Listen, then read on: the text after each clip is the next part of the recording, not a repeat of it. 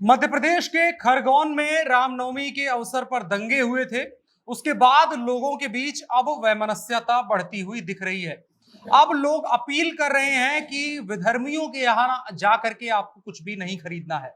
हिंदू संगठन के सदस्य जनता को सार्वजनिक रूप से संकल्प दिला रहे हैं।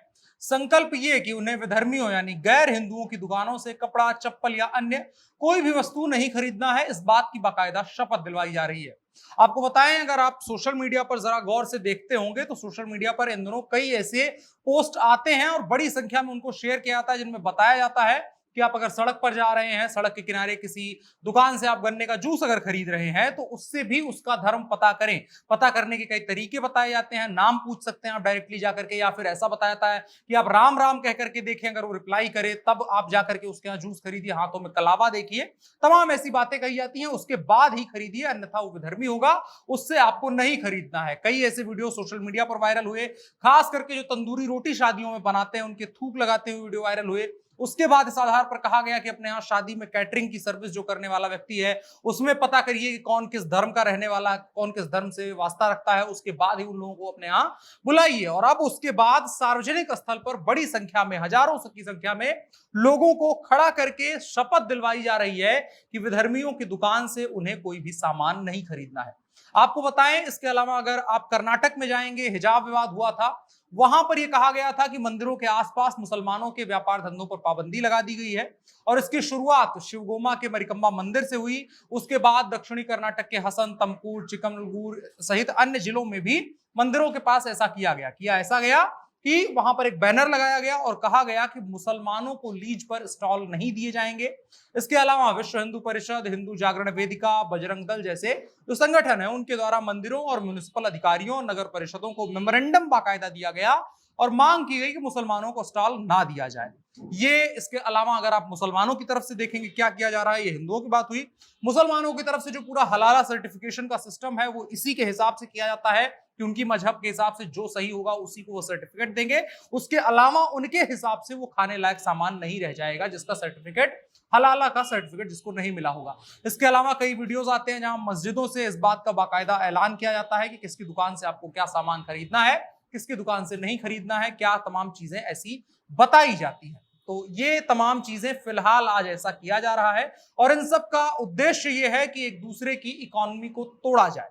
इसमें दोनों तरफ के लोग शामिल हैं, दोनों तरफ के लोग एक दूसरे की इकोनॉमी को तोड़ने के लिए, जिससे उनका स्ट्रक्चर तो टूटे और उससे वो कमजोर हो जाए लोकल लेवल पर, ताकि उनको काम करने में आसानी हो, ऐसा दोनों संगठनों की तरफ से किया जा रहा है। ये संगठन मध्य प्रदेश की अभी खबर है, वहां पर ऐसी घटना हुई है, उसके बारे में हम बात कर रहे हैं। आइए आपको बताते हैं मध्य प्रदेश में हुआ क्या। नमस्कार, मेरा नाम है अनुराग मिश्रा और आप देख रहे हैं जनता जंक्शन। तो मध्य प्रदेश में एक संकल्प पढ़वाया जा रहा है। संकल्प कुछ इस प्रकार है कि आज से हम संकल्प लेते हैं कि विधर्मियों की दुकानों से कपड़ा, चप्पल या अन्य कोई भी वस्तु नहीं खरीदेंगे, ना ही उन्हें अपनी कोई भी वस्तु बेचेंगे। हे महाकाल, हमारे संकल्प को पूरा करने की उपयुक्त शक्ति और मनोवृत्ति प्रदान करें। ये हिंदू संगठनों की तरफ से सार्वजनिक स्थल पर हजारों लोगों को पढ़वाया जाने वाला संकल्प है, जिसके आधार पर कोशिश ये होती है कि उन लोगों को मना कर दिया जाए कि दूसरे समुदाय के पास जाकर के आप ऐसा नहीं कर सकते हैं।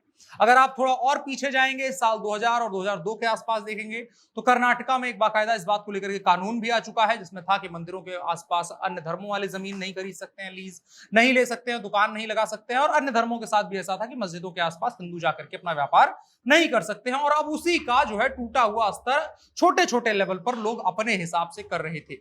साल 2020 की बात करें तो जब कोरोना का टाइम चल रहा था, लोग घरों से बमुश्किल बाहर निकल रहे थे, बेहद जरूरी चीजें खरीद करके उसके बाद घर वापस लौट आया करते थे। ऐसे में एक वीडियो बड़ा वायरल हुआ था, उसमें एक मुसलमान महिला थी, वो अपने घर से बाहर जाती है, जरूरत के सामान खरीद करके वापस आ रही होती है।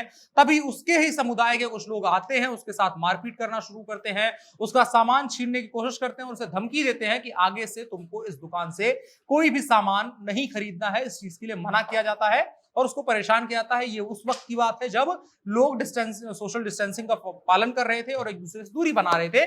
ऐसे में अपने मजहबी चीजों को साधने के लिए लोग ऐसा कर रहे थे। तो अब ये चिंताजनक है कि इस तरीके की घटनाएं हो रही हैं और एक दूसरे का इकोनॉमिकल बाइकआउट किया जाने की कोशिशें की जा रही हैं। सरकार को इस पर चेतना चाहिए और प्रशासन को भी इसको लेकर के गंभीर कदम उठाने की जरूरत है, अन्यथा एक क्लियर रिफ्ट मोहल्लों मोहल्लों में देखने को मिल जाएगा और हर किसी की अपनी पर्सनल दुकानें होंगी और पर्सनल टेरिटरी बना करके काम किया जाएगा, जो कि आने वाले भविष्य के लिए बेहतर नहीं होगा। अगर आप सोचते क्या हैं कमेंट बॉक्स में बता सकते हैं, साथ ही साथ वीडियो को साझा भी करिएगा। फिलहाल के लिए इतना ही। मेरा नाम अनुराग मिश्रा है, आप जनता जंक्शन देख रहे हैं। कैमरे पर मेरे साथ ओम प्रकाश थे। शुक्रिया।